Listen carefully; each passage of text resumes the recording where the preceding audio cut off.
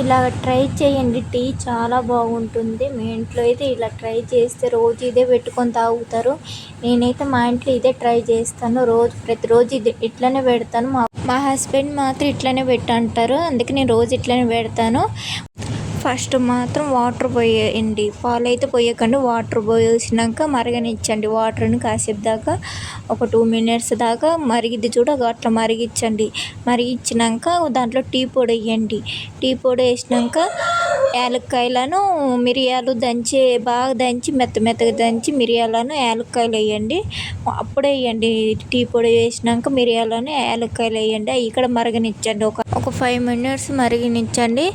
మరిగించినాక యాలక్కాయలు కూడా బాగా మరుగుతాయి. ఆ యాలక్కాయలను మిరియాలు వేస్తేనే టేస్ట్ బాగుంటుంది టీలో, లేకపోతే బాగోదు. తప్పకుండా యాలక్కాయలు ఉంటే మిరియాలు ఉంటే తప్పకుండా వేయండి. వేసినాక చక్కెర వేయండి. చక్కెర వేసుకున్నాక కొద్దిసేపు మరగనించండి. మళ్ళీ అది కూడా చక్కెరను కూడా కొద్దిసేపు ఒక 2 మినిట్స్ మరగనించినాక మిల్క్ యాడ్ చేయండి. మిల్క్ యాడ్ చేసినాక మళ్ళీ ఒక 5 నిమిషాలు బాగా మరగనిచ్చండి. మరగనిచ్చినాక ఇంకా చూడండి ఎంత బాగుంటుందో టీ.